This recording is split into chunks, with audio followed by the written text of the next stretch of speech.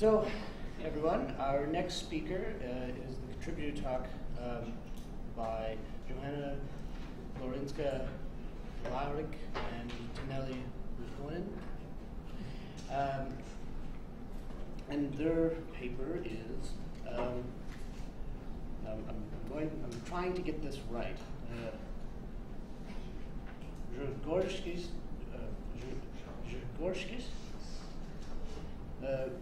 Non-Fregean logics, and then we'll have commentaries afterwards. Okay. Thank you.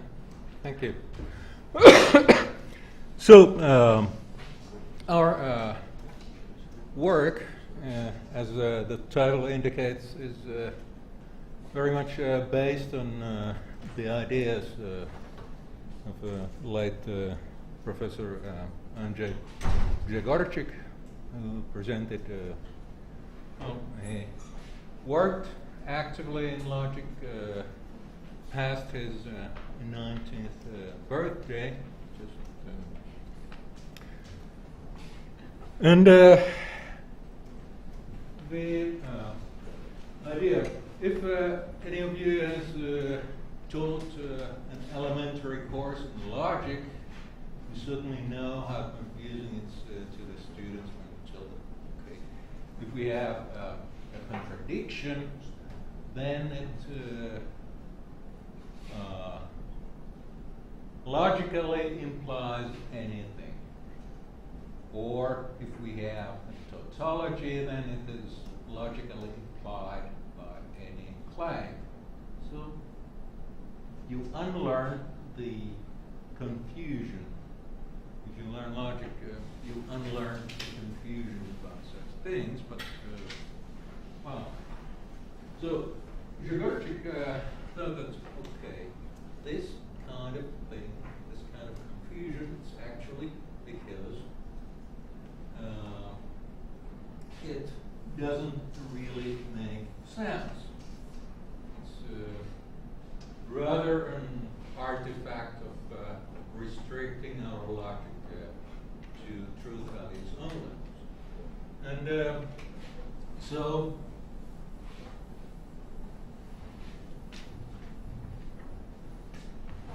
I thought, okay, let's base a logic on the idea of actually meaning the same thing, not just being equally true, but meaning the same thing. So, for instance,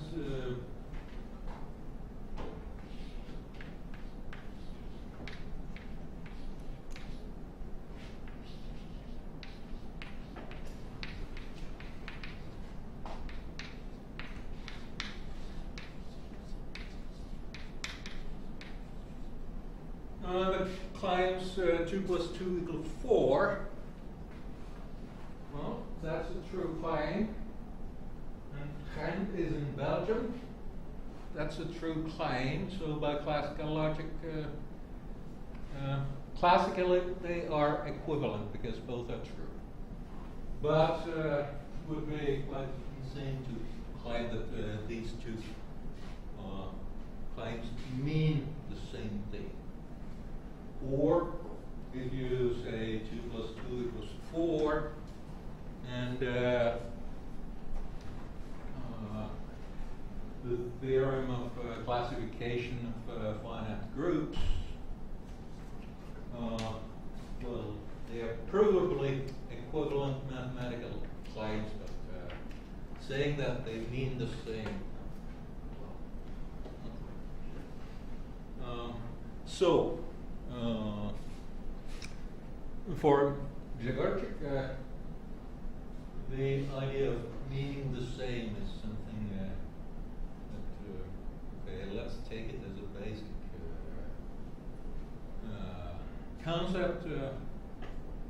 So, to be interpreted intuitively, but subject to some rules. And let's base the logic on that concept. So let us look at these rules. for Grzegorczyk's logics. So the main difference from classical logic, we introduce a new connective saying that phi and psi are so-called descriptively equivalent or describe the same thing or mean the same. Okay, if phi means the same as psi and phi is true, then psi is true. So that's sort of the replacement for modus ponens. Grzegorczyk throws away the classical modus ponens, replaces it with this. Okay, then there are rules for conjunction. Conjunction is if you have phi and psi and separately, then you know their conjunction is true. If you know the conjunction, you can deduce either conjunct from them. And okay, the substitution rule is just a technical choice. You can either take this rule, apply it to axioms, you get the finite set of axioms, or you can just have axiom schemes. But you take an axiom and you substitute formulas for the variables,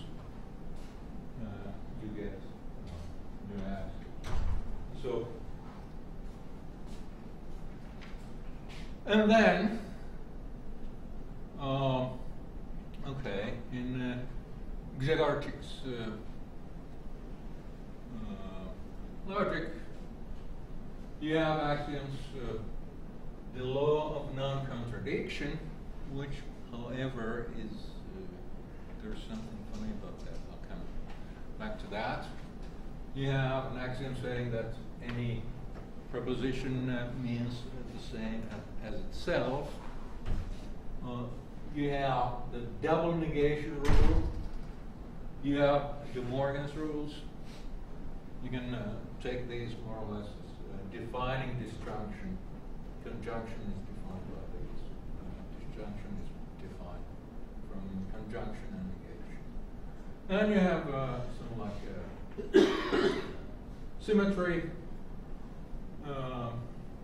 for the main binary connectives, idempotency, some rules from classical logic. But okay, what is absent, which is, this is an important thing, you don't have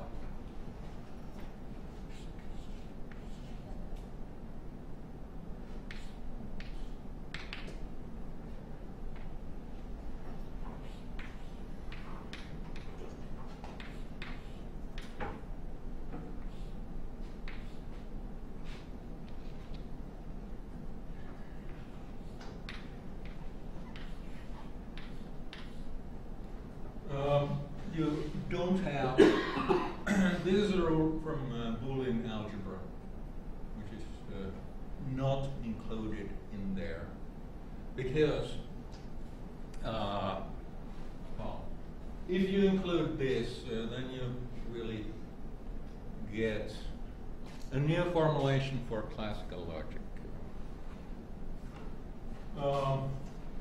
And so, in particular, without this rule, just with these chosen ones, you don't get a provable equivalence for all tautologies, which was exactly one of the main goals for Grzegorczyk. So you avoid so you avoid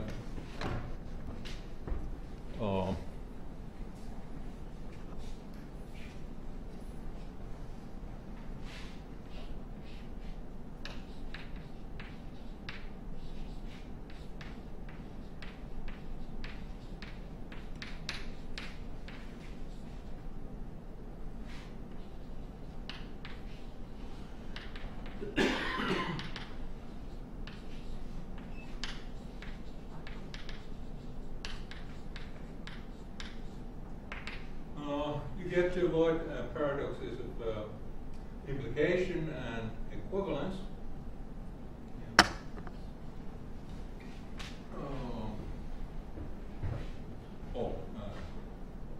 Yeah, as a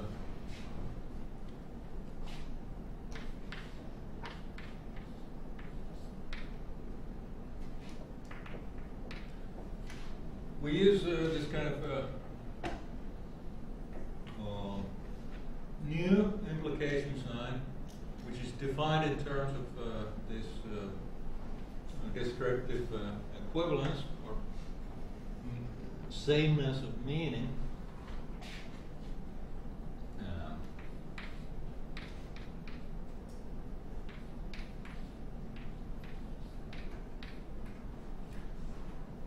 Which is that stating P means the same as stating the conjunction of P and Q. So stating P is when you know P, it goes without saying that.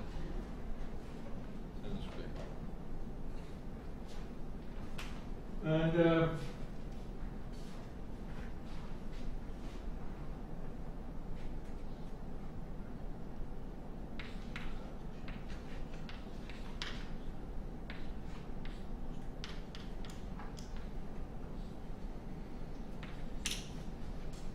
so you get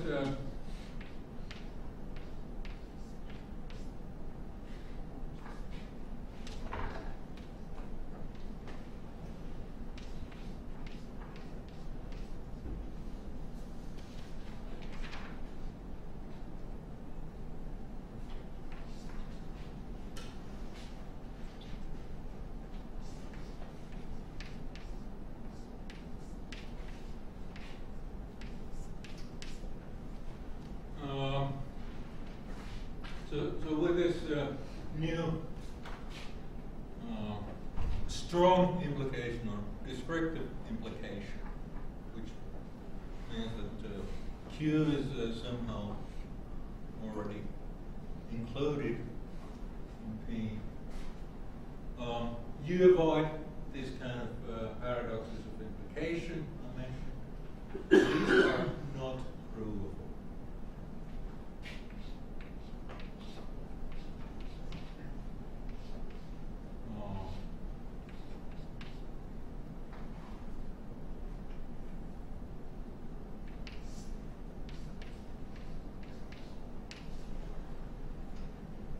And okay, because of this, so there is no, the classical implication is not taken as such in the logic or classical equivalence. You can build, of course, use it as a shorthand for the classical definitions. But it turns out they definitely, the classical equivalence, the classical implications, they don't behave the same at all. And so there are some very surprising results concerning that. So one thing we realized, we already wrote one paper on this topic earlier. We found a semantics for Grzegorczyk's logic and showed several basic technicalities on this, but new interesting things.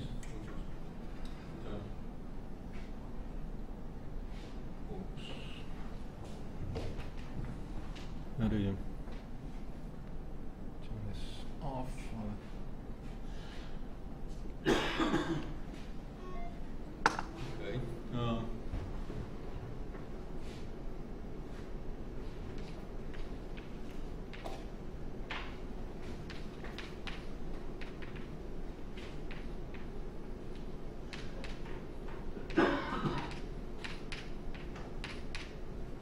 So this came as a surprise. LD is actually paraconsistent, which means or contradiction tolerant. So you can assume a direct contradiction, and you cannot prove everything from that.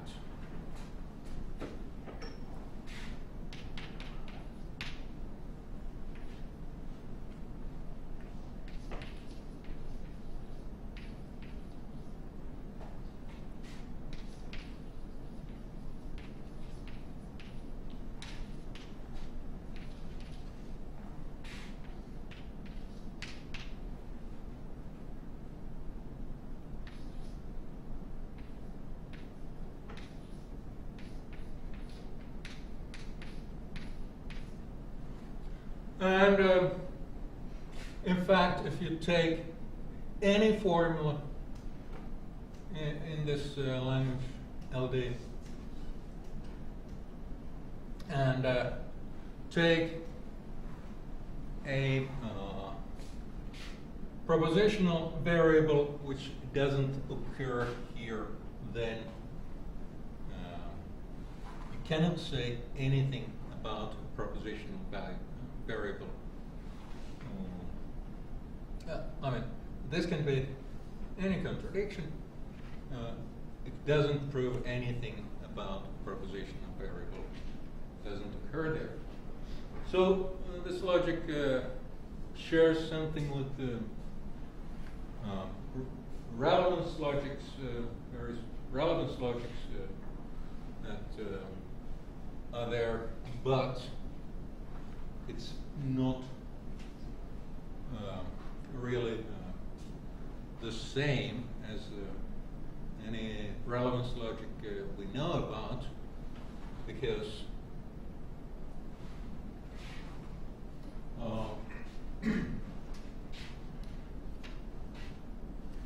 this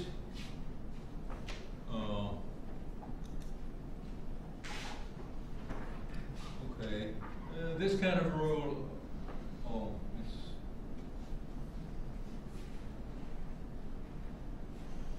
since we have De Morgan's rules and so forth, we can just write it dually.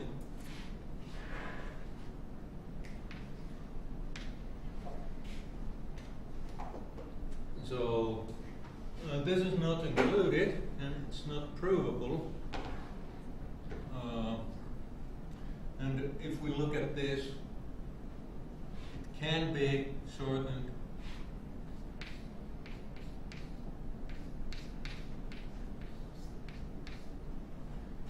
so this is not provable.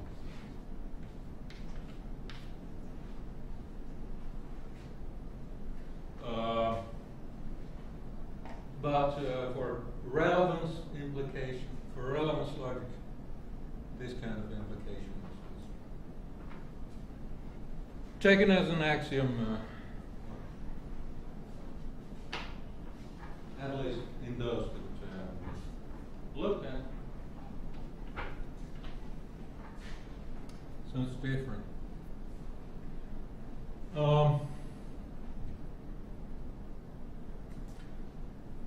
Now, if we really want to compare this kind of this new logic with something like a relevance logic or whatever,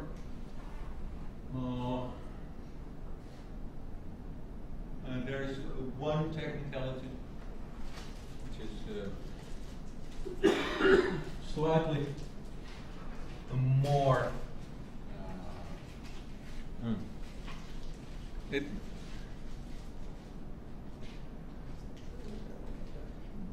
This logic seems to be full of somehow technical gotchas. You have to be extra careful whenever you work with it. So let's define.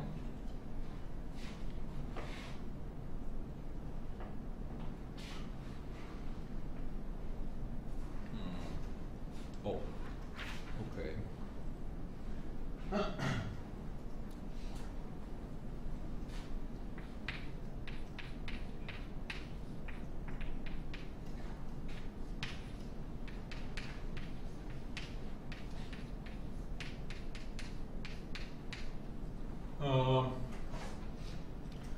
define the descriptive by implication, conjunction of implication both ways.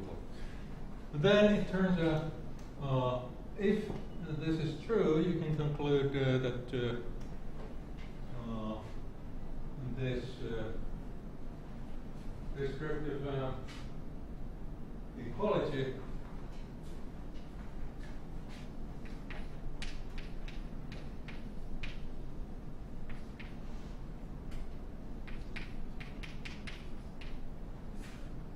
and vice versa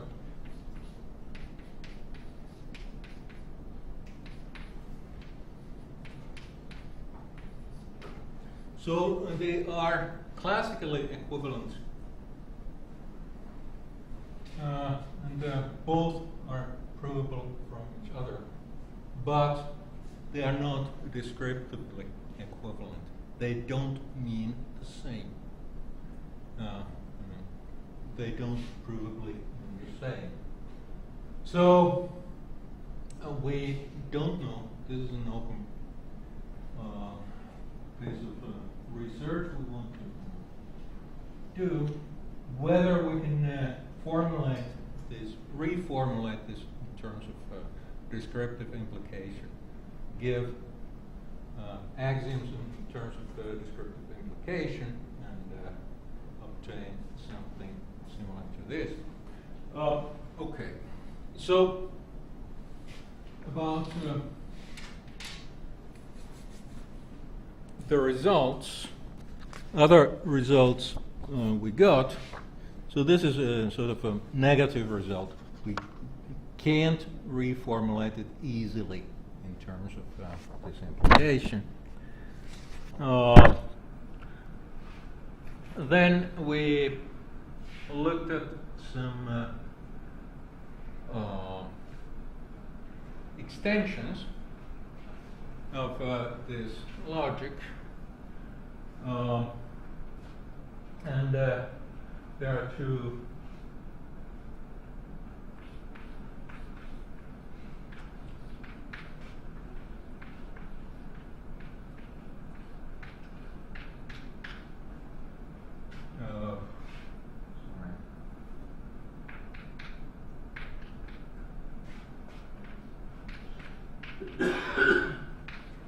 whether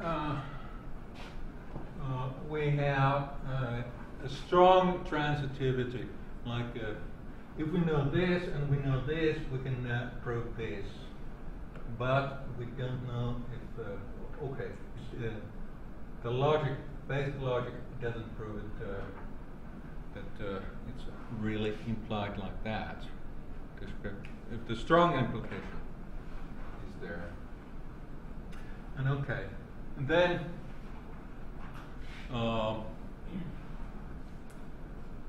there is a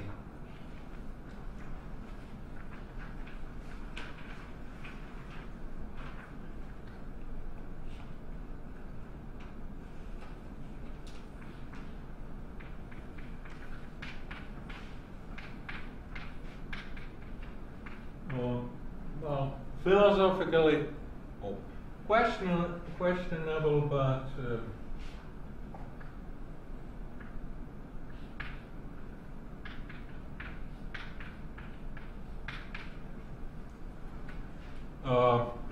somehow technically interesting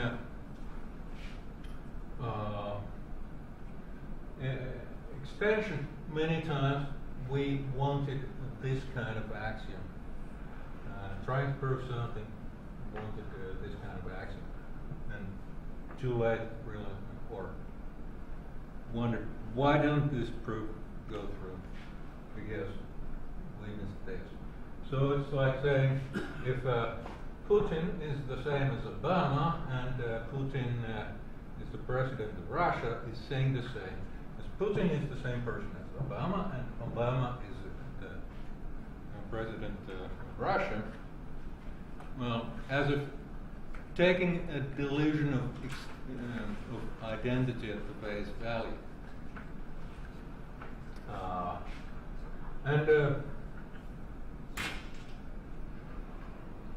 Okay, So we. Okay, I have minus 1 minute or something. Yeah. So, as what I didn't tell was we looked at a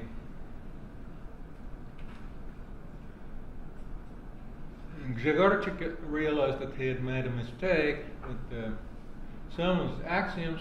His attempt to correct essentially included this axiom or something very similar is provable, and it broke extensionality, which is very much you want to be able to substitute something that means the same without changing the meaning of the whole.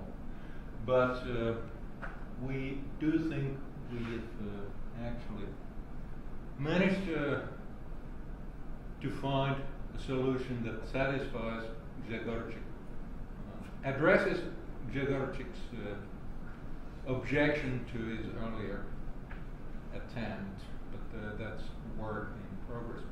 Okay, thank you for allowing me to go over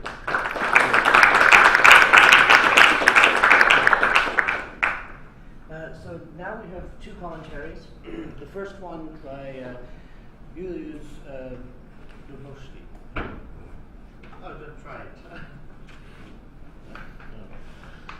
Okay, so my comment will be really short and it will concern this sort of philosophical motivation behind the whole project. So I gather that the idea of introducing descriptive equality, Grzegorczyk's motivation for introducing this was to capture some facts about natural language which are not captured by more standard classical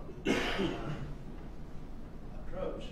But then when I was reading the paper, I started to worry about this sort of formula. So I started thinking about what would happen if we take the descriptive quality to formulas and then apply negation to it. And I really have no idea how should I interpret those situations. But they make me think about one of the axioms, namely the double negation elimination. Mm-hmm. And here it seems to me that depending on how we do characterize descriptive equality, we can really mean two different things. So one explication of descriptive equality is being connected by a shared subject, and the other is mean the same thing. So, and it seems to me that depending on whether I pick the first characterization or the second one, in the context of double negation, I get my intuitions vary from case to case. So here is the case. Let's take the sentence, he is drunk. And, well, of course, if we take the doubly negated sentence, it is not the case that he is not drunk.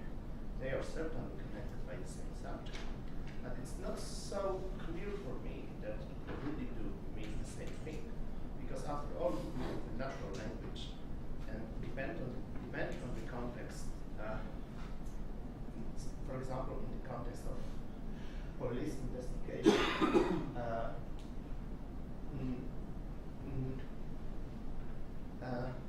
being not drunk and, let's introduce the second sentence, being sober might really be equivalent. Mm-hmm. Okay, so we sort of got this.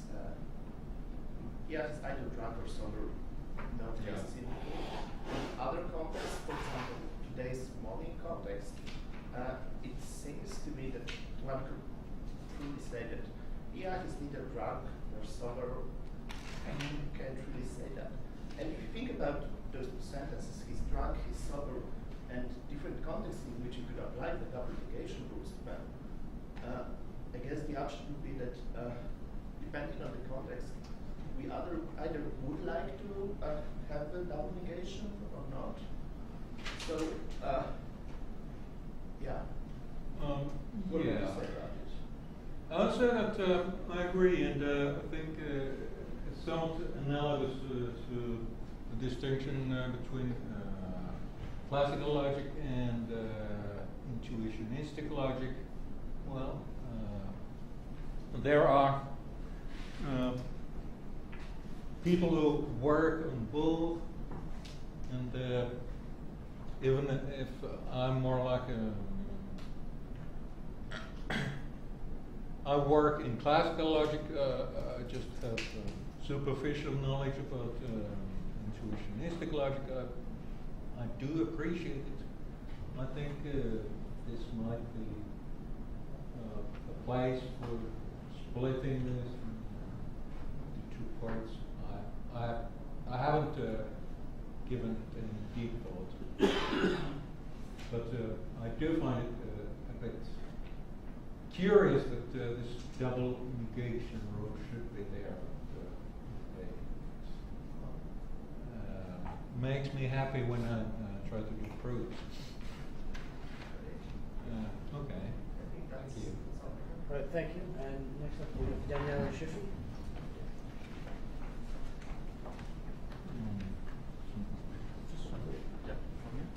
Yeah, I really enjoy reading the paper, so it's a good. I think it's a good idea to have this kind of comments. Yeah, I have just a few main remarks and some other minor remarks. The main two remarks are the following: are more philosophically oriented. When I read the paper the first time, it was not so clear which was the philosophical point and which was the intended interpretation, for instance, of the new connected. And it is you have written something like, okay, the first point is following. In classical logic, two sentences are equivalent regardless of their content. Nonetheless, we have to have an intuitive idea of meaning in order to understand 2 plus 2, 4, and again things in Belgium. And then from this vague idea of meaning, then we can talk about truth and description and blah, blah, blah. And so I don't know why you use the word regardless. We have to take even in classical logic, we have to take into account, especially when we apply classical logic to language, the notion of meaning in a certain sense. And the second major point was when you use the notion, you say, okay, two propositions are descriptively equivalent, and their intuitive interpretation means that they are connected by a shared subject. And then one cannot find anything more. Maybe I think that it should be really explicated what is going on here, because if two propositions share a subject, a topic, it's really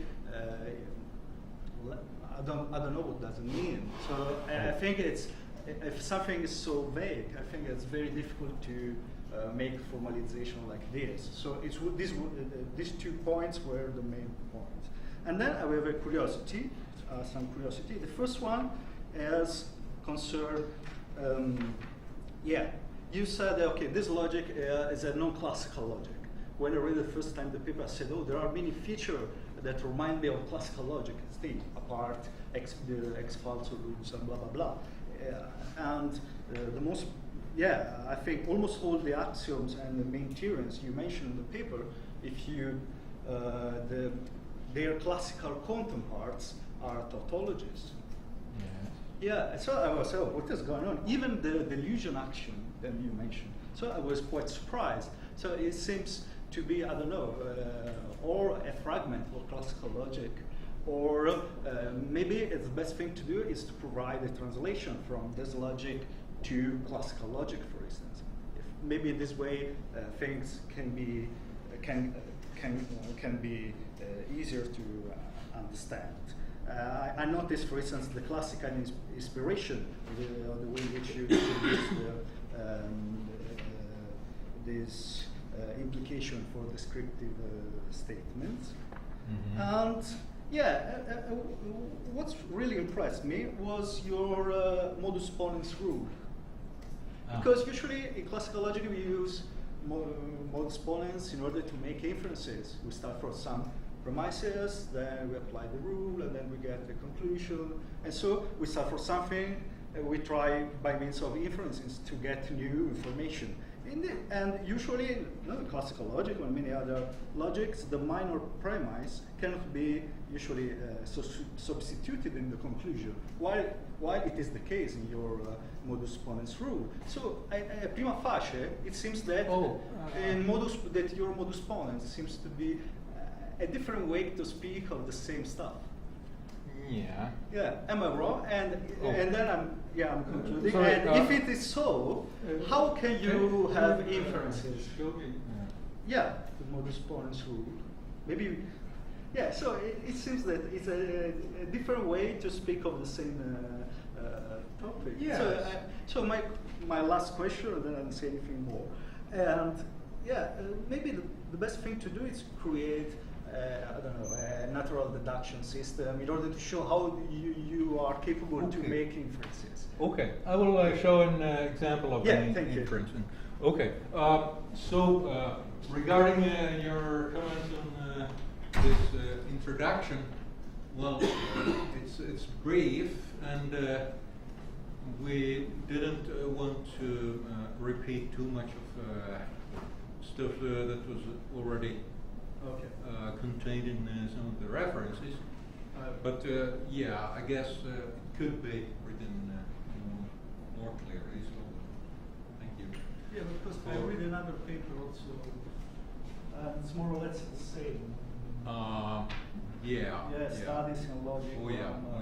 Well, maybe it's because I'm too familiar with some unpublished notes of Grzegorczyk and so forth, so I understand myself.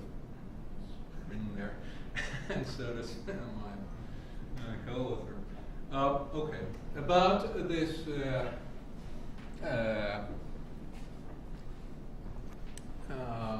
how do we make inferences? Well, let's say we have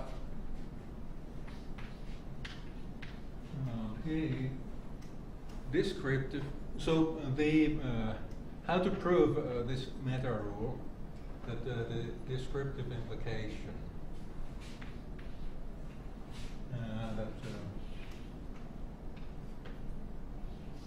that this kind of rule is actually derivable. Okay.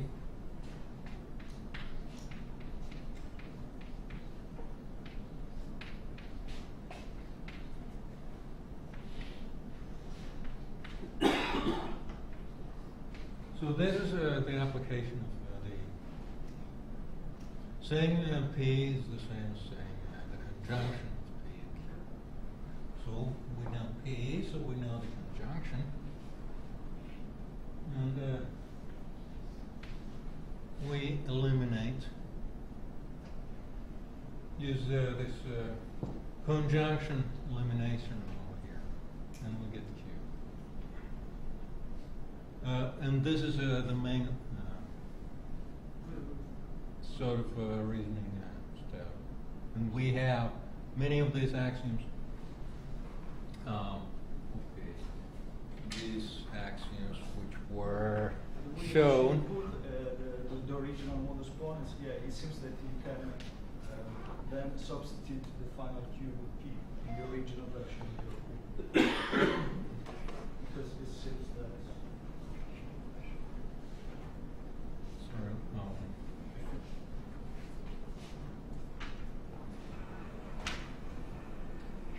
Yeah, it's page 3 of your paper. And you have 5.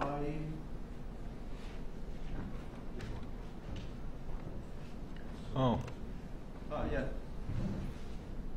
Yeah, I'll let you know then if I can substitute. Yeah, I can make substitution of the phi upside. Yeah, it seems odd for me.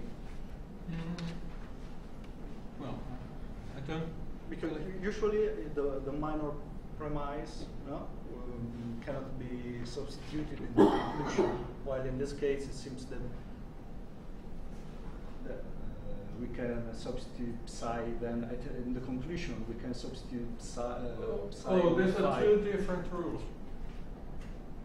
I mean, here we have the substitution rule, Yeah. which is separate, and which is only applied to axioms. Okay. And the other, the modus ponens. Well, it ends here. You have this equivalence, and you have so this is just like modus ponens, but instead of implication here, you have this Yeah. equivalence.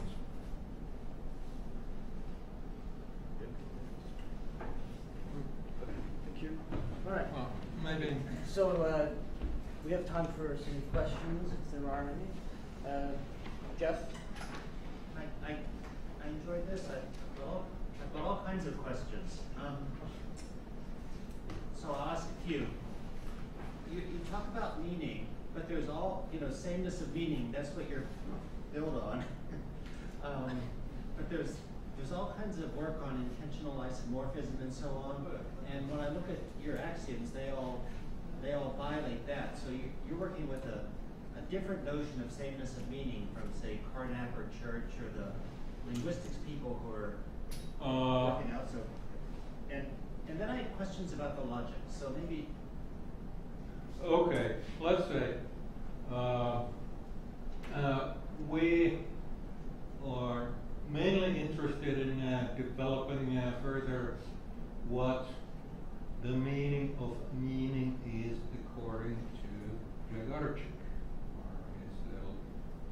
his last few publications and manuscripts. And did he have an idea of that? Or is it just seems like a logic that may work, but I wonder, does he have a notion of meaning that you could describe that he's trying to represent? Well, I got the impression that he has, and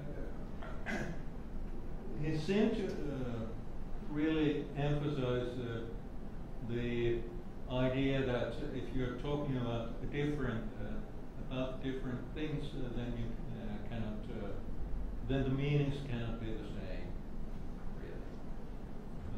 Really, if you say tautology about numbers, it's not the same thing in tautology about geography or whatever, or a true statement. So that's what he emphasized, and those kind of logical different formulations in terms of logical connectors, those they're just classical. Jeff, if you don't mind, just Yeah. one more question.